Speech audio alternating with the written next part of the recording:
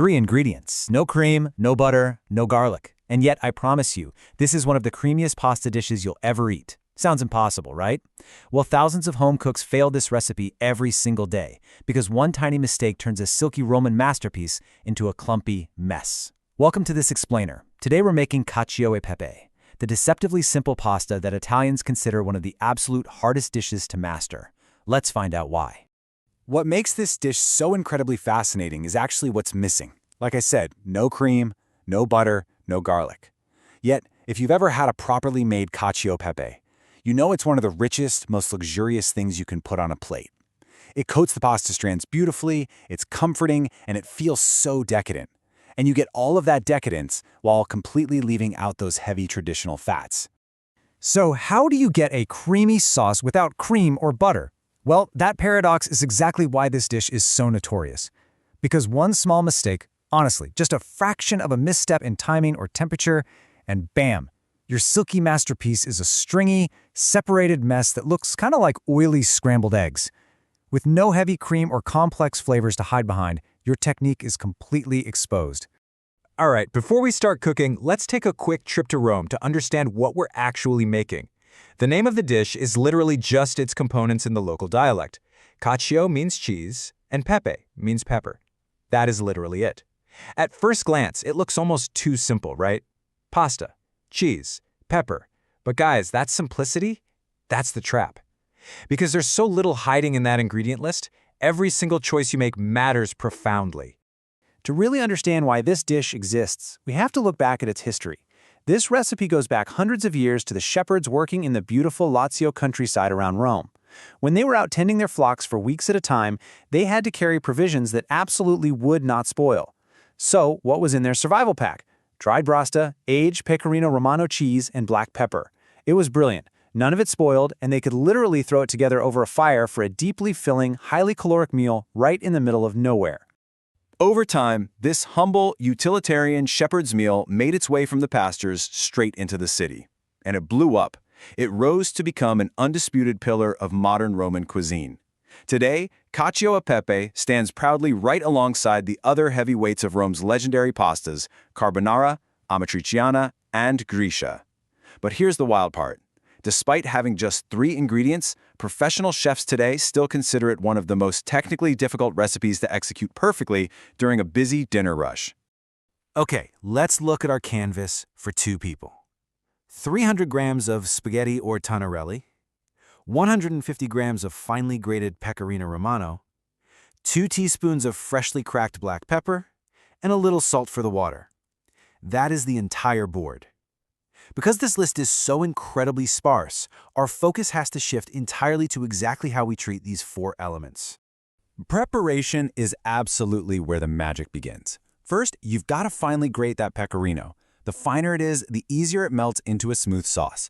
Please avoid pre-grated cheese at all costs. Second, we toast the black pepper in a dry skillet over medium heat for about a minute. Why? Because as it warms, those essential oils release and the aroma intensifies dramatically. Third, boil the pasta until just al dente. But hey, use way less salt than usual, okay? Pecorino Romano is already intensely salty. And finally, mix that finely grated cheese with a splash of warm water in a bowl to create a thick, creamy paste. This right here is a brilliant trick to prevent clumping later on. But wait, before you drain that pasta, we need to talk about the most important element on the board. Starch is the secret, invisible ingredient you absolutely must reserve at least 2 cups of that cloudy pasta water. This water contains the starch pulled off the pasta while it was boiling, and that starch is the physical, invisible force that makes the emulsion of cheese and fat possible. Never, ever skip saving the pasta water. It's basically a cardinal rule of cooking. Now, let's move over to the stovetop. We need to work fast here. Transfer the cooked pasta directly into the skillet with your perfectly toasted pepper. Add a small splash of that liquid gold pasta water and toss it all thoroughly. You want that pepper coating every single strand. And then we reach the most critical juncture of the whole process. Turn off the heat. Completely. 30. You need to wait exactly 30 seconds with the heat completely off. I really want to slow down here because I literally cannot stress this enough. Waiting 30 seconds before you add the cheese is the actual difference between creating a glossy, silky sauce and totally ruining the dish. That 30-second pause, it is completely non-negotiable, and it all comes down to pan temperature. If the pan is screaming hot, the proteins in the pecorino will instantly seize up into a stringy, oily nightmare. But if the pan is too cool, the cheese won't melt properly and your sauce just won't form. Nailing that alchemic balance of temperature is the absolute key to unlocking this entire dish. All right, once that pan is cooled just slightly, we start building our sauce. Gradually add your thick pecorino paste to the pasta. Now toss continuously. Seriously, do not stop moving that pan. Add your reserved starchy pasta water little by little as you toss. And right before your eyes, you'll literally watch the cheese and the starch magically combine into this glossy, silky, luxurious sauce. The consistency should flow smoothly around the pasta, not thick, not watery. And then you have to plate and serve it immediately while it's at its absolute peak. Just to reinforce everything we've just learned, let's quickly contrast the pro techniques with the most common mistakes home cooks make. The pros, they work quickly, they finely grate fresh cheese, they turn that heat off, and they toss constantly. The biggest mistakes? Adding cheese to a hot pan, using store-bought pre-grated cheese, dumping all the water in at once, or just simply not saving enough pasta water to begin with. If you've ever ended up with a clumpy mess, it was almost certainly one of these blunders. When it all comes together perfectly, the result is honestly breathtaking. Sharp pecorino, warm toasted pepper. Nothing else. The sauce coats every strand with an unbelievable creaminess.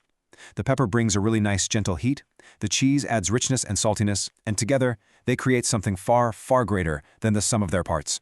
No cream, no butter, just pure technique. This really is Roman cooking at its absolute finest. 3 ingredients, hundreds of years of history, and one of Italy's greatest culinary achievements. Cacio e Pepe proves definitively that extraordinary food does not require a long grocery list, just great ingredients and a mastery of technique. So I'll leave you with this to think about. Look at your own kitchen.